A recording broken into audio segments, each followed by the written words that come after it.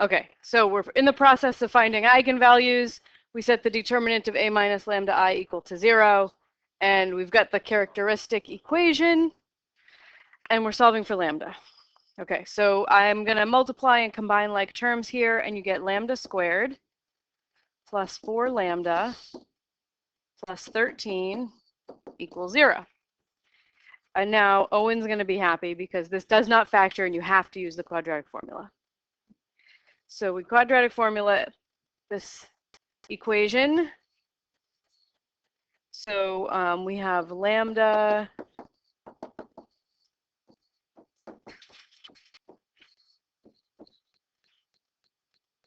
so lambda is the opposite of b, so -4 plus or minus the square root of b squared minus 4 times a times c all over 2a.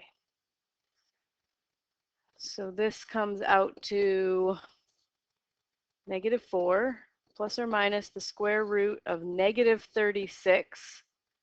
4 times 13 is 52. 16 minus 52 is -36. All over 2. So that is -4 plus or minus. Anyone remember how to take the square root of -36? Yeah, so the square root of 36 is 6, and the square root of -1 is I. Familiar? You probably haven't worked with i's for a couple of semesters, but this simplifies to 6i all over 2. And then we can divide the 2 into both pieces of the numerator there. So I have -2 plus or minus 3i. Those are my eigenvalues. 2 eigenvalues, 2 lambdas. They're complex numbers. So this is different looking than what we've done so far. But we expected that because the vector field was different looking. So we've got complex solutions to our characteristic equation. All right, so you'll notice I gave you a whole blank page of to do the algebra here. Because now we still have to find the eigenvectors that are associated with these two eigenvalues. So I'm going to go to the next page. So my lambdas are -2 plus or minus 3i, right? So that's two different lambdas, -2 plus 3i and -2 minus 3i. We're going to find an eigenvector for both. Okay, so let's look at lambda 1, which is -2 plus 3i. I'm trying to solve AV equals lambda v. Looking for a vector v that satisfies this equation for the given lambda 1. Okay, so my A is -2, -3, 3, -2. V is what I'm looking for. We'll just call it xy for now. Lambda is -2 plus 3i times my unknown vector xy. All right, so this is a little ugly.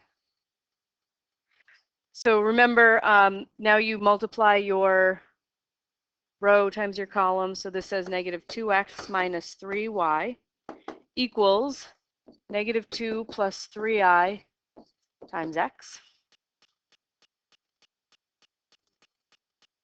And then the other equation is 3x minus 2y equals -2 plus 3i times y.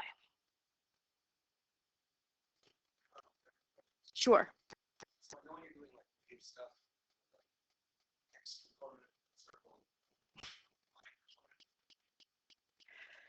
Okay, so I'm just going to start with this first equation, and remember that typically these two equations are typically redundant. They give you either the same information or one of them will give you no information. So if I look at this first equation here, I'm going to distribute my x. So I have -2x plus 3ix, and that equals -2x minus 3y. So if I add 2x to both sides, those would drop out. So those would go away when I add 2x to both sides. And then if I want to sort of, let's solve for y here, divide both sides by -3.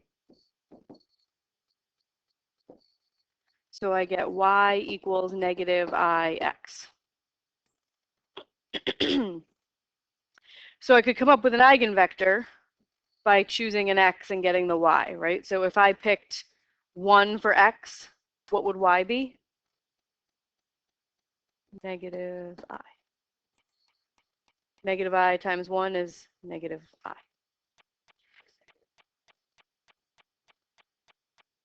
No. What are the, we're going to need that later, the rules about I to a power, right?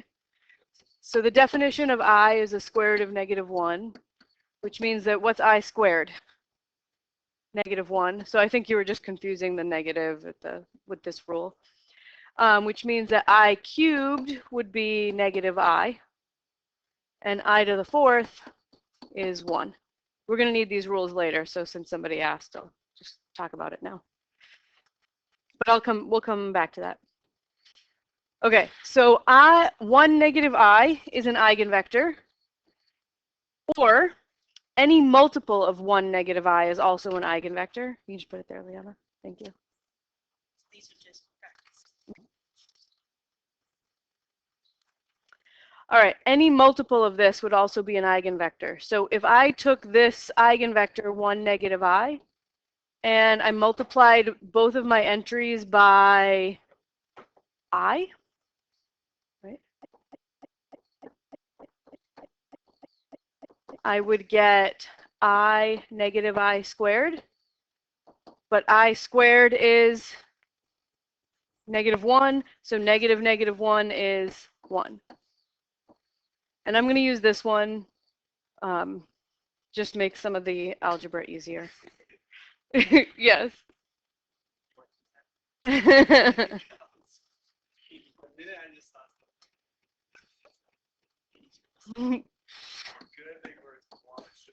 All right, this is my eigenvector, right? So think about, like, if my eigenvector were 1, 1, any multiple of 1, 1 is also an eigenvector. So I could multiply the vector by 3, right? And 3, 3 would be another eigenvector, because there's always infinitely many eigenvectors. So I'm looking at this one, and there's no reason not to just choose this as it is, except that I've done some looking ahead, and I know that there's an easier one to use. So I'm going to pick a different eigenvector. I'm going to multiply both entries of this eigenvector by I.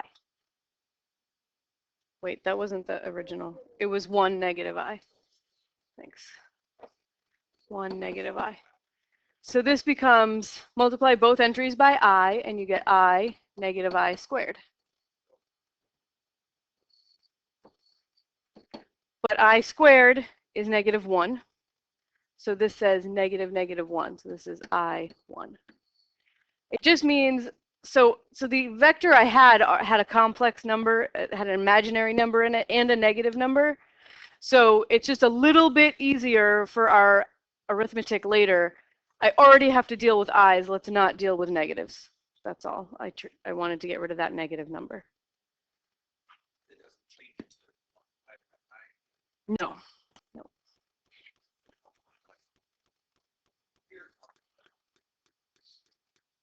All right, so I have one eigenvector. That goes with an eigenvalue. I have to do this again for the other complex eigenvalue.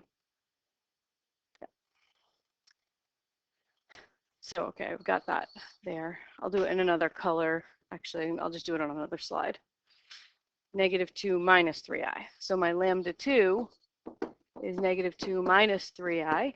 So I'm just going to go through the exact same process again. So if it went over your head the first time, we're just doing the exact same thing with the other eigenvalue. So I want to solve AV equals lambda v. A is my coefficient matrix. Negative 2, negative 3, 3, negative 2 times xy equals lambda, which in this case is negative 2 minus 3i times xy. Just need to find some vector xy that makes this true.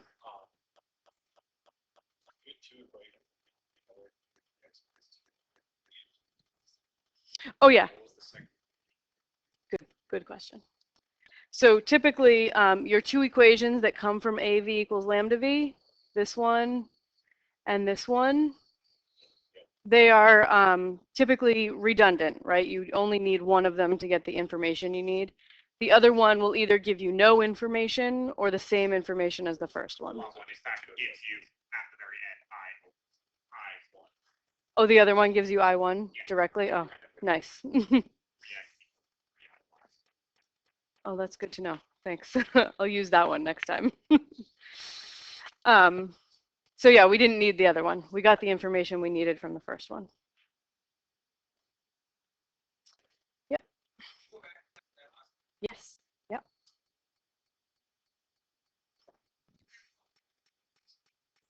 That's it? Okay.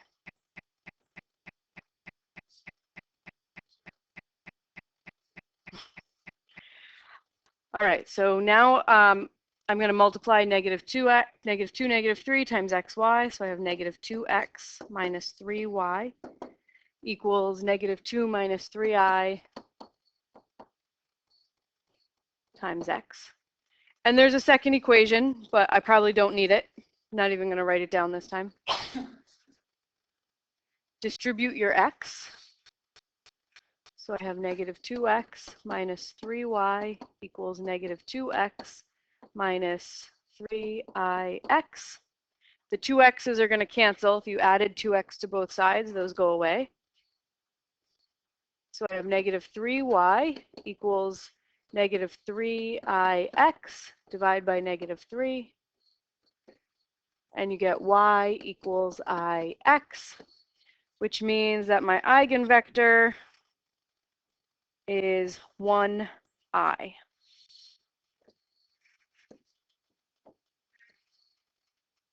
Or if you multiply both of these entries by I, you would get I negative 1.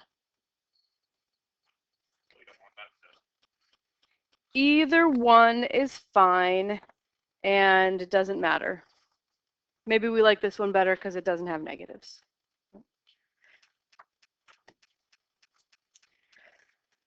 Okay, so I have two eigenvectors, two eigenvalues, and their associated eigenvectors. They are super ugly. There's eyes all over the place. But what do I usually do with them? I usually make two solutions, y equals e to the lambda tv. Let's just do that.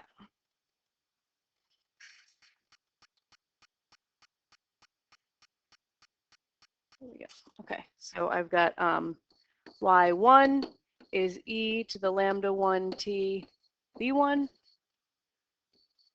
and y2 equals e to the lambda 2 t v2.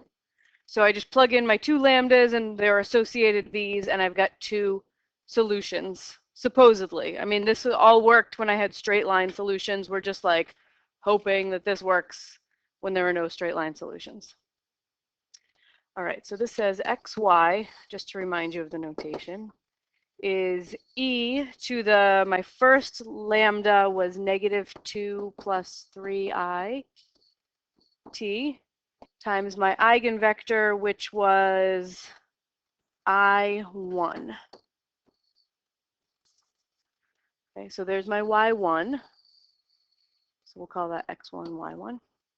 And then my y2, this is e to the lambda 2, which was negative 2 minus 3i, times the eigenvector, which was 1i.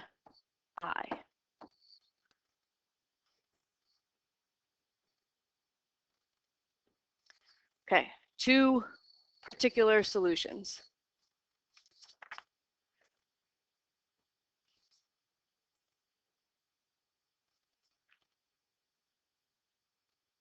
So you can still get solutions to a system that has complex eigenvalues. This is good. But the bad thing is that those solutions involve complex numbers, and they're pretty ugly, and that's bad. But we're going to use some stuff about complex numbers that you all remember, right? Yeah. So it's some review of complex numbers. We're going to use some facts we already know to try to like make this easier. So Euler's formula says e to the I theta is cosine theta plus I sine theta. You derived it in Calc 2, I'm sure of it, even though I did not teach it when you were taking it. And Taylor series, exactly, yep. So you may not remember, but you did it. And this is the formula that resulted. E to the I theta is cosine theta plus I sine theta. You might remember the applicate, like e to the negative pi I came out to e to the pi I came out to -1. Yeah, that you might remember that because that's kind of like crazy. But anyways, so we're going to use Euler's formula applied to e to a complex number, e to the a plus ib. Okay? Because that's part of our two solutions, right? We have e to the a plus ib, right? E to a complex number. So in order to try to simplify it, we're going to use a little rule of exponents that if you had like bases, you would have added those exponents together. So this is e to the a times e to the ib. And then e to the ib, I can use e to the I theta formula on that. I just replaced the theta with a b. So this is e to the a times the Euler's formula, cosine b plus I sine b. It's exactly Euler's formula. I just used a b for the variable name instead of a theta. Distribute your e to the a, so we have e to the a cosine b plus I e to the a sine b. So this is the truth that we're going to use to try to get something out of our two solutions.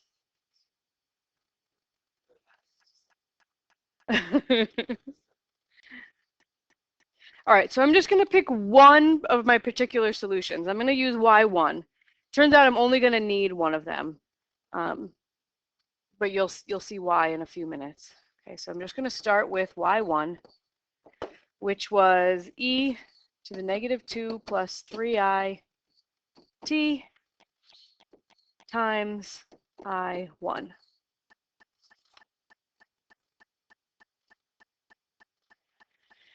And we're going to apply this rule here, where if I have e to a complex number, I can simplify it like this. All right, so first thing I'm going to do is distribute my t. So this is e to the -2t plus 3it times I1. I'm going to try to do baby steps here. So there might be a lot of writing, but each step is going to, hopefully you'll see what happened. Rewrite e to the -2t plus 3it as a product, like this step right here. So this is going to be e to the -2t times e to the 3it times I1.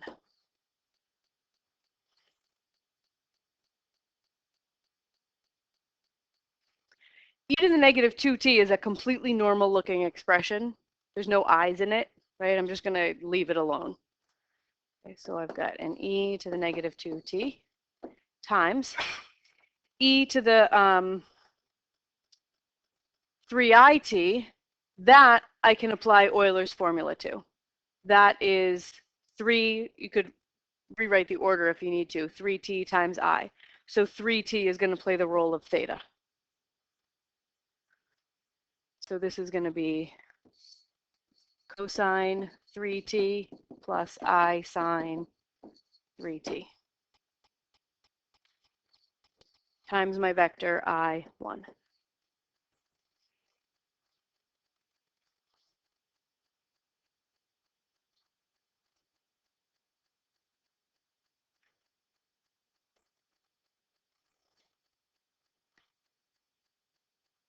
All right, I'm going to distribute my e to the -2t. E to the -2t cosine 3t plus I e to the -2t sine 3t, all of that times my vector I1.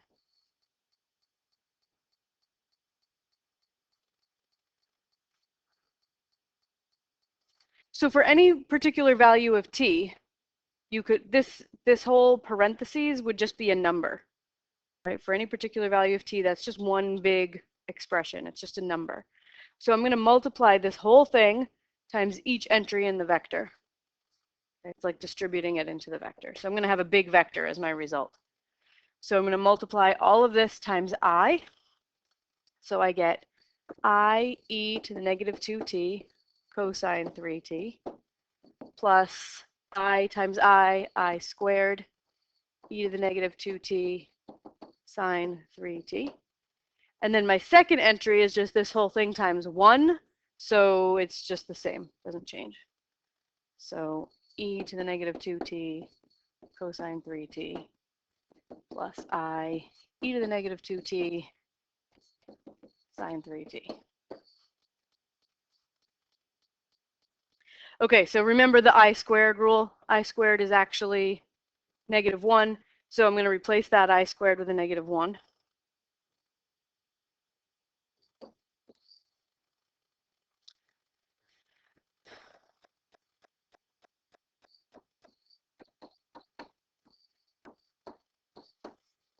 So instead of a I squared, I have a minus e to the negative 2t sine 3t.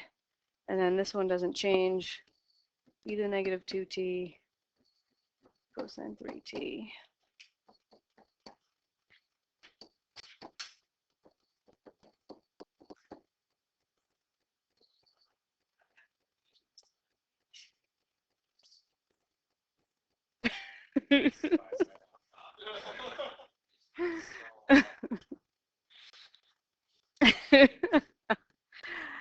Okay, so I want you to notice that some of the terms, so I've got 4 terms basically. I have 2 entries in my vector, and each of those entries has 2 terms, right?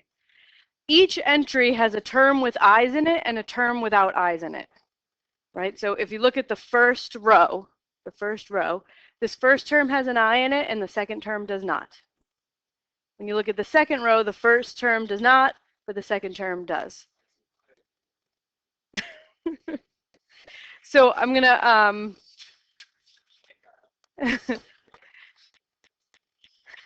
I'm gonna gather the pieces that have no I. So all I'm doing is changing the order of the addition here. I want to put the no I term first. So in this first entry, I'm just rewriting the order of the addition.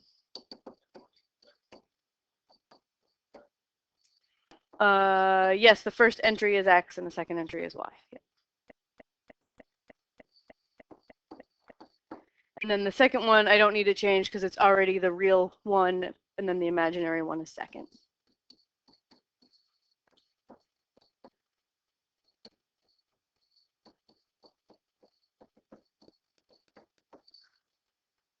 Okay.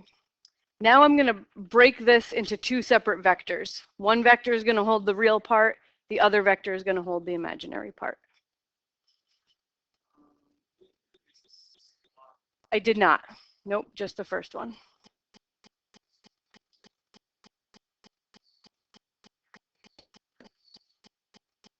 All right, so my real entries are negative e to the negative 2t sine 3t,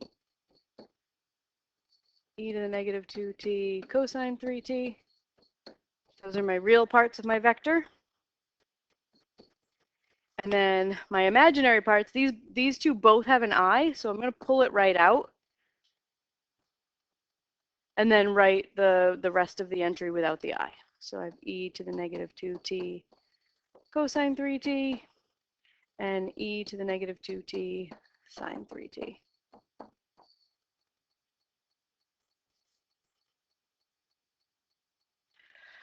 Okay, I'm going to name these 2 vectors. Yeah. I will later, but for right now, what I'm focused on is these are real and these have an I. Yeah. So this is a 2-entry vector, an x of t, a y of t, right? And we're going to name it RE of t for real part. RE for real. Okay. And then this 2-entry vector without the I, just the vector, we're going to name the imaginary part of t. The imaginary part of t. Real of t and imaginary of t. So that was a lot of work, right? But it will get faster as you do it a couple times. Like I broke that down really step by step. You can do some of those steps combined when you get used to it. All right, so I've got real of t and imaginary of t. So here's an amazing fact. If a linear system has a complex solution of this form, which is what we just did a ton of work to find, we wrote one of our solutions of the form real of t plus I imaginary of t. Then it has two other solutions. There are two other poof came out of nowhere solutions that are real, no more i's, real of t and imaginary of t. Those are two more solutions, two additional solutions on top of y1 and y2 that we found earlier that had all these i's in them. The y1 and the y2 went with the lambda 1 and v1 and lambda 2 and v2. So we did a bunch of work on y1 only. It turns out that those two vectors that we just found, real of t and imaginary of t, right? It was good to name them. These are actually two more solutions. We could call this y3 of t and y4 of t with no i's in them, right? We have two more solutions with no i's, y3 and y4, which is amazing. We got rid of all the i's. Now we have two real solutions. And once you have two real solutions, to get the general solution, just take a linear combination. Nope, I'm just going to let you. Number 8, the next line, says that you can verify that these are linearly independent solutions on your own. Your book does it, and it really is not hard. It really is not hard, but we have done a lot of work already. So we're just going to use the fact for now.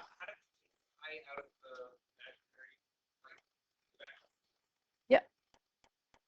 I just factored it out. And part of the amazing fact is that once you factor out the I, what's left is a solution. It's just, yeah, there's an I in, yep, there's an I in each piece, so I just pulled it out. And then the amazing fact is that what's left after you pull it out is itself a solution. So we've got two particularly linearly independent real solutions. This is exactly what we need to write a general solution. Take a linear combination.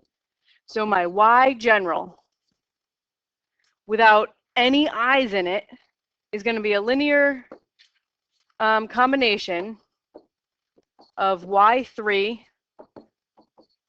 and y4, right? Which we also named, you could also think of them as real plus k2 imaginary. So that is k1 times y3, which was a vector, right? And it was negative e to the negative 2t sine 3t, and e to the negative 2t cosine 3t. And then y4 was e to the negative 2t cosine 3t, e to the negative 2t sine 3t. General solution to a linear system that had complex eigenvalues. So keep in mind that that trick of using the real and imaginary part of a complex solution to be your y3 and your y4, two additional solutions, means that you actually only have to find the eigenvector associated with one of your eigenvalues, right? Because I built all of this just from y1. The y2 was completely superfluous. I didn't need it. So that will save you a little bit of time the next time you do this. You don't have to find the eigenvector for one of the eigenvalues.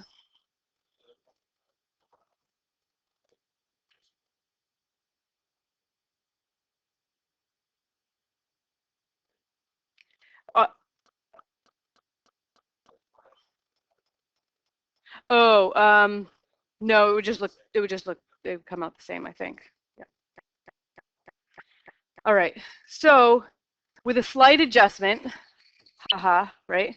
That was not so slight, but with a little adjustment, we can still use the eigenvalue and eigenvector approach even when there are no straight line solutions.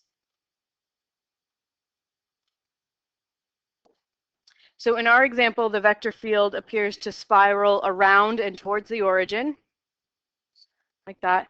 And you've seen a phase portrait like this in your project with Romeo and Juliet, who were sort of spiraling around into mutual indifference.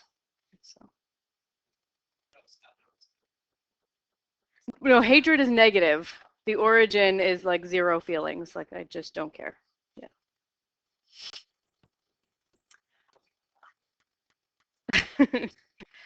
All right, so this was our general solution. I just wrote this down a minute ago, except I had the K1 and the K2 out and the e to the negative 2t in the parentheses.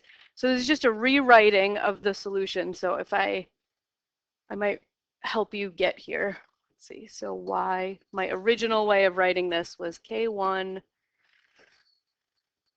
negative e to the negative 2t sine 3t, e to the negative 2t cosine 3t,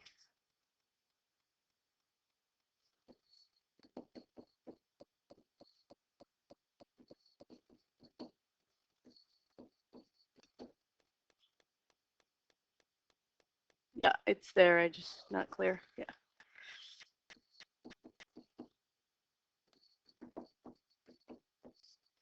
Okay, so that's how we originally wrote it. If you multiply, put the K1 inside, multiply each entry by K1, and then in the second vector, multiply each entry by K2, and then you'll notice that each entry of the first vector has an e to the negative 2t in it, so factor that out. Same thing in the second vector. They both have an e to the negative 2t, factor that out. So we're putting the k's in, taking the e's out. So this would be, I'll just do it one step at a time. E to the negative 2t. So what's left, if I pull out the e to the negative 2t, there's still a negative on that. So this is negative sine 3t, cosine 3t, plus k2 e to the negative 2t, cosine 3t, sine 3t. Then when you multiply the k1 and the k2, if you put them into the parentheses, you get that. It's just another way of writing. Yes. Yes. You got it. So what's here, what I wrote in the parentheses, the reason I put the k's inside, the reason I wrote it like this is because what's left in parentheses is sinusoidal. It's just a linear combination of sines and cosines. So sinusoidal makes things circle, right? And then what I put outside acts like the amplitude, right? The coefficient on your sines and cosines is your amplitude. So this piece causes the circling about the origin, and the e to the negative 2t, that's exponential decay, that is what leads it to sort of spiral inwards towards the origin. And then this is a picture of the general solution. This is x and y, or this is one particular solution, x and y. And you can see, again, you get the sinusoidal, it's a wave, but the amplitude is decaying. So it's sort of just flattening out towards, x and y are both flattening out towards 0. So both the solutions, x of t and y of t, are sinusoidal. Their period, if you remember from like pre-calc, the period of a sinusoidal function is 2 pi over b, the b being the coefficient on t. So 2 pi over 3. And the amplitude for them is e to the negative 2t.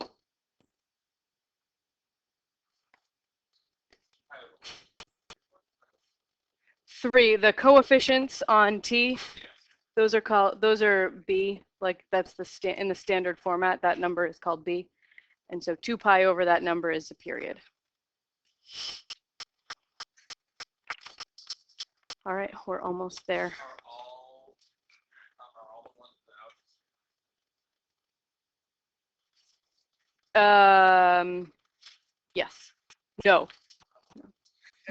There's a couple of really small exceptions. Yeah.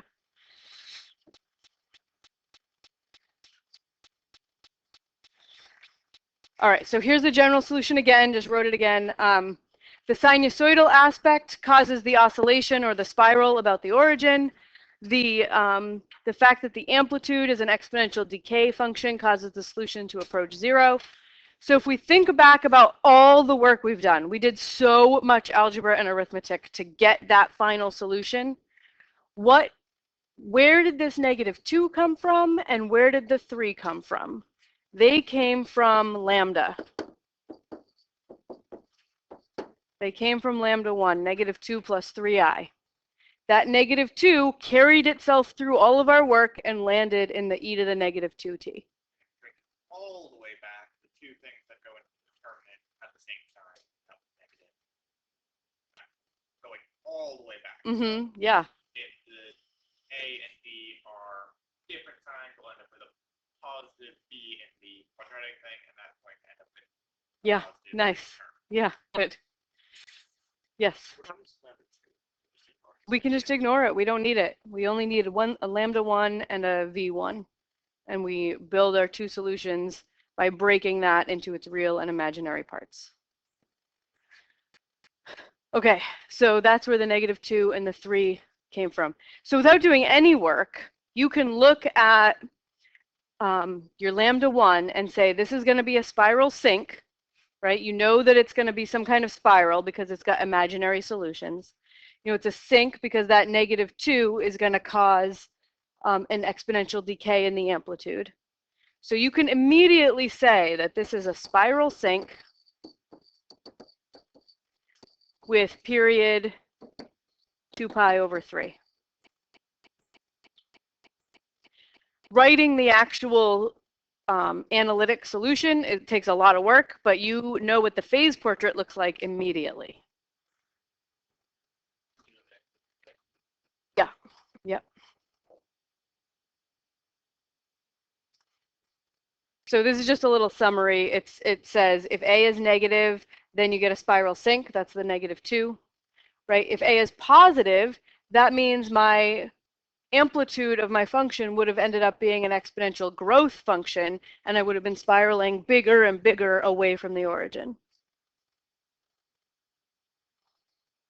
So A positive, we have a spiral source. If A is exactly 0, what do you think the in between a spiral sink and a spiral source are? Just a circle. Yep. We call that a center. That's where you just get circles around the origin, and that's a strictly sinusoidal solution. The direction of the spiral, you typically calculate just by doing one vector in the direction field. So I gave you the direction field for this one. So let's just jump back to the original direction field. A lot of pages. There we go. Okay, so I gave you the direction field. If all you had was a single arrow, you would know the direction of the spirals, right? So the way you calculate a single arrow is you pick one point, any x, y in the plane. So let's pick like 1, 1, right? So I would use my equation x prime equals -2 times 1 minus 3 times 1.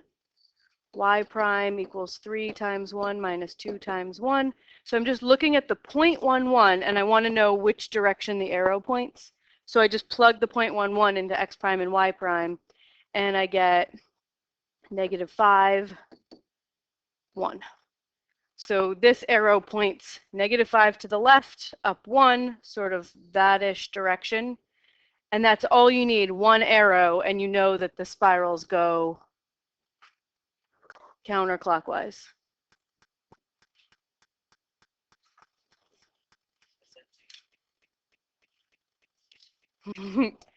So on the test, that's a good point. On the test, I tried to like shorten it by like I gave you some stuff to like here's the eigenvalue, right? And the eigenvector, and then you can do the work from there. So like I know you know how to find those now. I'll just give it to you and then start from there. All right, so the period of the spiral is always 2 pi over b. Your book sometimes asks you for the frequency, and frequency is just a vocab word that means the reciprocal of period. So you just do b over 2 pi instead of 2 pi over b. And that's it.